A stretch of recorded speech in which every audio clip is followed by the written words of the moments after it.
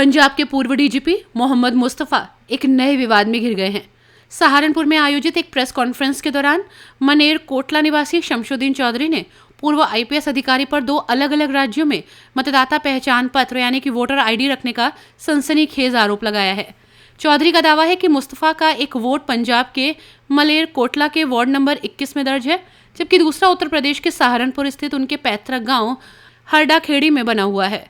शिकायतकर्ता शमशुद्दीन चौधरी ने मीडिया के सामने दस्तावेज पेश करते हुए कहा कि एक उच्च पदस्थ पूर्व पुलिस अधिकारी द्वारा 2 अलग अलग वोटर आईडी कार्ड रखना कानून का उल्लंघन और गंभीर अपराध है। उन्होंने इस मामले में कांग्रेस पार्टी और राहुल गांधी पर भी निशाना साधा है और कहा कि जो पार्टी वोट चोरी के खिलाफ आवाज उठाती है, उसके अपने नेताओं के परिवार इस तरह के कृत्यों में संलिप्त हैं। चौधरी ने इस पूरे प्रकरण की उच्च स्तरीय और निष्पक्ष जांच कराए जाने की मांग की है। विवाद केवल वोटर आईडी तक सीमित नहीं है। चौधरी ने बताया कि उन्होंने पूर्व डीजीपी के बेटे अकील अख्तर की मृत्यु से संबंधित एक महत्वपूर्ण वीडियो पंचकुला पुलिस को सौंपा था, जिसकी जांच अब सीबीआई तक पहुंच चुकी है। उनका आरोप है कि इस कदम के बाद से उन्हें लगातार जान से मारने की धमकियां मिल रही हैं और उनके खिलाफ सहारनपुर में मानहानि का मुकदमा भी दर्ज कराया गया है। अपनी जान पर खतरा बताते हुए शमशुद्दीन चौधरी ने सहारनपुर के वरिष्ठ पुलिस अधीक्षक को एक लिखित शिकायती पत्र सौंपा है। पत्र में उन्होंने धमकियों का हवाला देते हुए पुलिस सुरक्षा प्रदान करने की गुहार लगाई है। इस मामले के सामने आने के बाद पंजाब और उत्तर प्रदेश के सियासी गलियारों में हलचल तेज हो गई है। पुलिस अधिकारियों का कहना है कि वोटर आईडी से संबंधित आरोपों की जांच के लिए संबंधित निर्वाचन अधिकारी को पत्र लिखा जा चुका है। सुरक्षा की मांग पर नियम के अनुसार विचार किया जाएगा। मैं अल्लाह की कसम खा के कहता हूँ, इनका कोई जलसा नहीं होने वाला।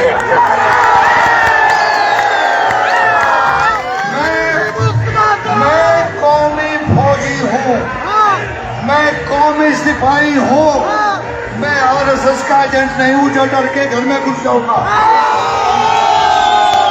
अगर दोबारा इन्होंने ऐसी हरकत की, खुदा की कसम इनके घर में घुस के मारूंगा। सिर्फ वार्निंग दे रहा हूं, मैं वोटों के लिए नहीं लड़ रहा, मैं कौम के लिए लड़ रहा हूं।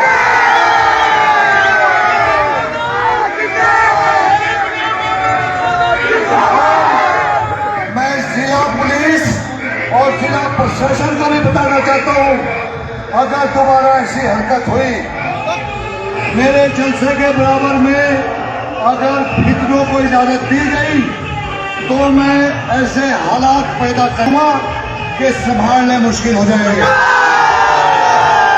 आरएसएस और बीजेपी के लोगों ने उठाया। उस इलेक्शन में आरएसएस बीजेपी के लोगों ने 93% वोटिंग की और 12,000 से मुझे नीचे किया। 12,000 वोटों से पिछड़कर चला हूं मैं 2012 में। आप लोगों ने, देहात ने, दलितों ने 7,000 का घाटा पूरा कर दिया, इसलिए मैं 5,000 से हार गया। आरएसएस बीजेपी वालों सुन लो, सुन लो, कान खोलकर सुन लो, मैं एक इलेक्शन नहीं 100 इलेक्शन हारने को तैयार हूं, लेकिन कभी अपनी सोच से सौदा नहीं करूंगा। कोटला पंजाब से हूं सर। मैं यहाँ पर प्रेस कॉन्फ्रेंस जो की है, आपने अक्टूबर में एक लड़के की डेथ हुई थी, अकील की, मोहम्मद मुस्तफा जो पूर्व डीजीपी हैं, उनका बेटा था, और पंजाब से जो मंत्री थे रजिया सुल्ताना, उनका बेटा था। तो उसमें मेरी तरफ से एक वीडियो उनकी वायरल हुई थी, तो मेरी तरफ से एक इंटीमेशन जो है पंचकुला पुलिस को दी गई और उसमें एफआईआर दर्ज हुई। एफआईआर दर्ज होने के बाद वो मामला जो है सीबीआई को चला गया। सीबीआई उसमें इन्वेस्टिगेशन कर रही है। तो जब ये मामला हुआ तो मोहम्मद मुस्तफा और उनके न्यायियों ने मेरे और मेरे परिवार के खिलाफ बहुत क्रूर प्रचार किया।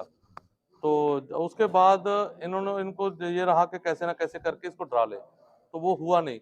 फिर इन्होंने क्या किया, अब यहाँ पे सहारनपुर में एक फर्जी मुकदमा दायर किया डेफामेशन का, जबकि मुस्तफा भी वहीं रहने वाला है मलेरकोटला का, और मैं भी वहीं रहना वाला। इसके डॉक्यूमेंट वहाँ के हैं, इसका आधार कार्ड वहाँ है, वोट वहाँ है, तो यहाँ ज्यूरिडिक्शन नहीं बनती। सिर्फ यहाँ उसने मुझे बुलाने के लिए कि यहाँ मेरे ऊपर दबाव डाला जाए, मुझे डराया जाए, या मेरे साथ कोई रास्ते में मिस हैपनिंग की जाए। तो इसलिए मुझे यहाँ पे ये जो केस है डाला गया। तो मैंने एसएसपी साहब से रिक्वेस्ट की कि मुझे सुरक्षा मुहैया कराएं, उन्होंने मुझे सुरक्षा मुहैया कराई है। क्या वो मुकदमा है, किस तरीके से वो मुकदमा नहीं है पर्दा सर, डेफामेशन है वो। डेफामेशन केस है कि मानहानि का जिसको बोल देते हैं। अब दूसरी बात सर करते हैं। ये कांग्रेस पार्टी, राहुल गांधी, ये इमरान मसूद जी, ये बहुत रौला डालते हैं पूरे हिंदुस्तान में कि वोट चोरी हो गई, वोट चोरी हो गई। तो मोहम्मद मुस्तफ़ा की एक वोट है मलेरकोटला में 135 नंबर, जो मेरे पुराने मोहल्ले में है। दूसरी वोट यहाँ पे है सहारनपुर में हाडाखेड़ी, 661 नंबर वोट। क्या आप इसको वोट चोरी नहीं कहते?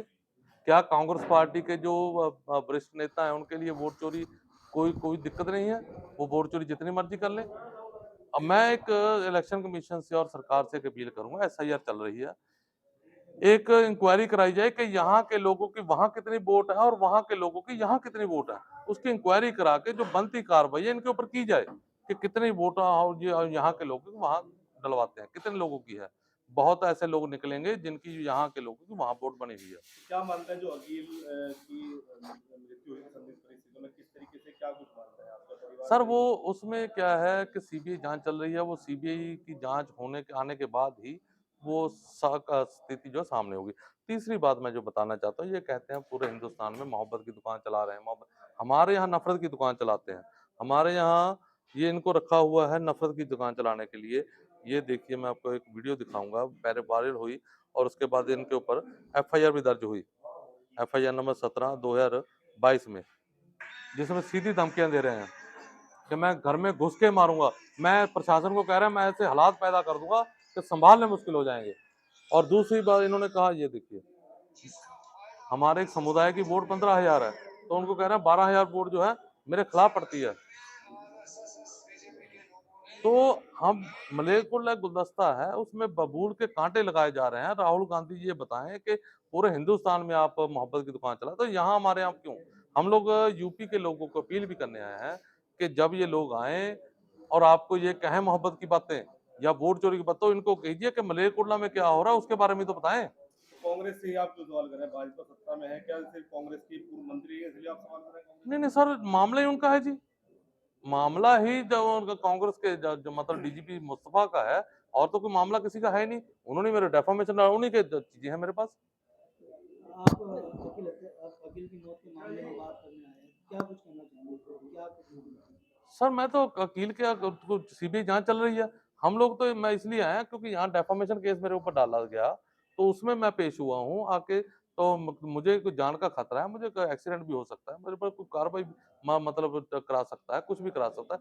तो हम लोग तो ये प्रशासन से कहेंगे कि हमें सिक्योरिटी मुहैया कराई जाए, और इसका जो है यहाँ डेफामेशन का केस है वो उसकी भी हम लोग अपील जो है मानयोग सुप्रीम कोर्ट तक जाएंगे। शमशुद्दीन, ये मामला हुआ, मर्डर हुआ या आत्महत्या हुई है, क्या हुआ? इसके बारे में क्या कहेंगे आप? जी। सर उसके बारे में तो सीबीआई जांच चल रही है।